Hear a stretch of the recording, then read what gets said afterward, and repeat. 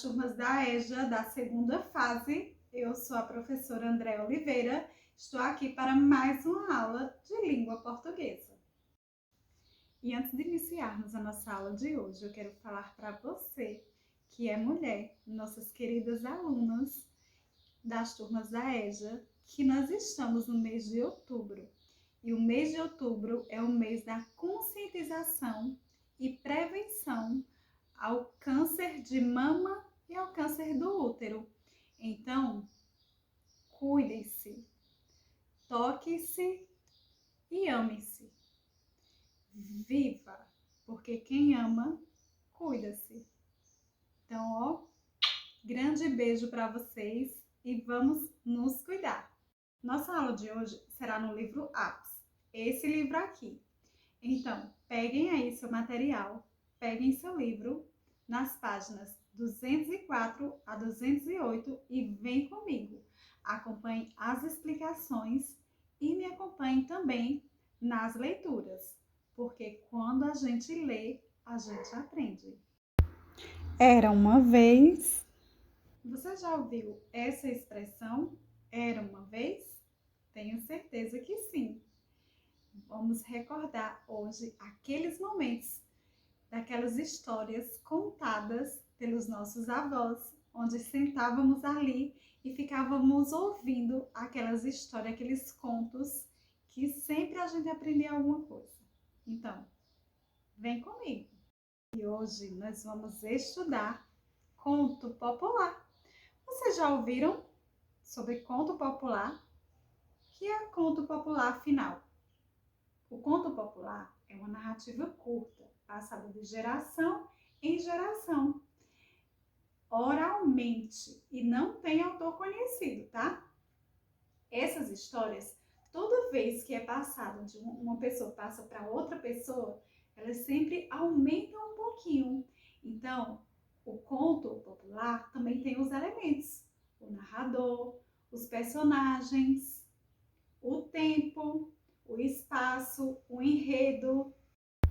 Nessa unidade 7, onde nós temos o tema conto popular, você também vai ler e interpretar o conto popular, identificar elementos do conto, personagem, tempo, espaço, enredo, narrador, identificar as partes do enredo de uma história, produzir reconto de um conto popular, estudar diferenças entre a língua falada e a língua escrita, estudar o uso de palavras de ligação, coesão, estudar grau das palavras, estudar escrita e o som de palavras terminadas em eu, el, el, e participar de atividades orais. Aqui nós temos algumas perguntas, na página 205. Prestem atenção. O que você acha que está acontecendo nessa cena?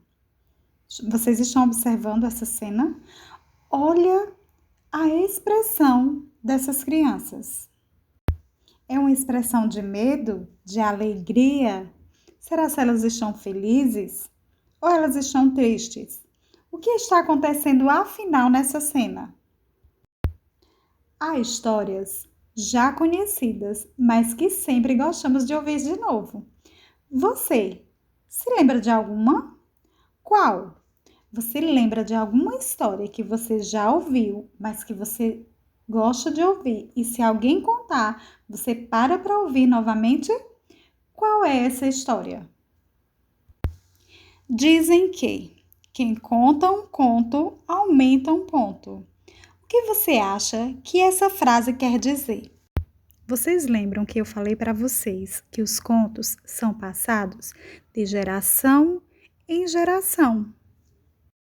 E cada pessoa que vai passando essa história para frente sempre aumenta um pouquinho. Então, é isso que ela quer dizer, que quando a gente conta um conto, a gente sempre aumenta um pouquinho, sempre aumenta um ponto. Então, vocês aprenderam o que é um conto popular? Tenho certeza que vocês recordaram, relembraram vários contos que vocês já ouviram na sua infância e estão loucos para contar para seus filhos, para seus netos, mas nós ainda vamos estudar muito mais. Então, vem comigo e acompanhe as leituras das nossas atividades. Acompanhe a leitura do seu livro na página 206 comigo. Para iniciar, há histórias que permanecem na memória das pessoas. São passadas de geração em geração, geralmente de forma oral. Cada contador pode modificar alguma coisa ao contar. Por isso, uma mesma história pode ter versões diferentes. O conto que você vai ler é uma dessas histórias. É sobre um bicho que tem um casco que parece todo remendado. Que bicho é esse? O que será que aconteceu para ele ficar assim? Mas isso nós vamos descobrir mais tarde. Agora vamos ler o conto por partes. A leitura ficará mais interessante. Alguém já contou uma história para você por partes? Você estava bem empolgado com a história e aí a pessoa parou a história e disse: agora o restante eu conto amanhã. O que você sentiu? Então, nós vamos fazer isso. Nós vamos ler o nosso conto por partes. Continue com seu livro aberto, fazendo a leitura comigo. Leitura, conto popular. Parte 1.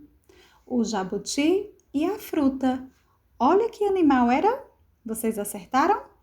Jabuti. Uma vez apareceu na floresta uma árvore nova que dava uma fruta que todos os bichos ficaram com vontade de comer, mas só podia comer quem primeiro soubesse o nome da fruta.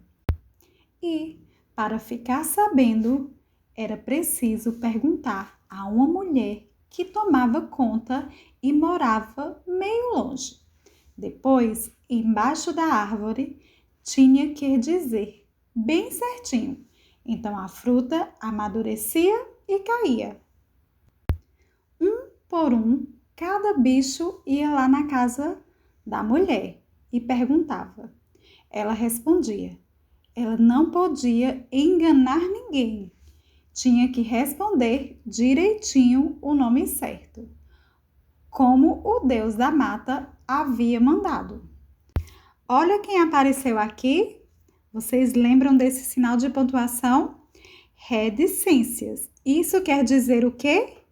Que a história continua, que ainda tem mais coisas à frente, que não acabou por aqui. E essa história é de Ana Maria Machado, Historinhas à Brasileira, de 2008. Agora você vai responder essa questão aqui.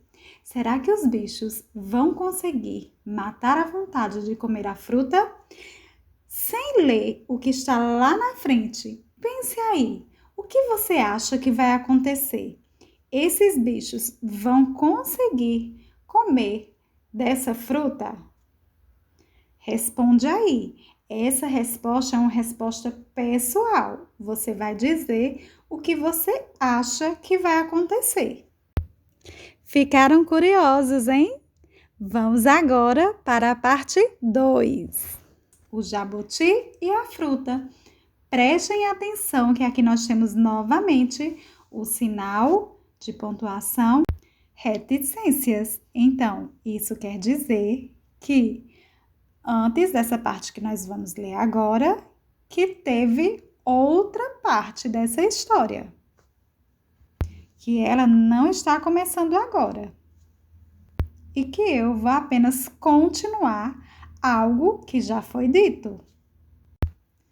Mas era um nome enorme e complicadíssimo. Quando chegava na metade do caminho, o bicho já tinha esquecido. E não podia voltar lá para perguntar de novo. Precisava guardar bem direitinho na cabeça, sem esquecer. Para complicar ainda mais, a mulher fazia uma coisa ruim, só para atrapalhar. Misturava as ideias na cabeça do bicho que perguntava. Quer dizer, depois de falar bem certinho o nome da fruta.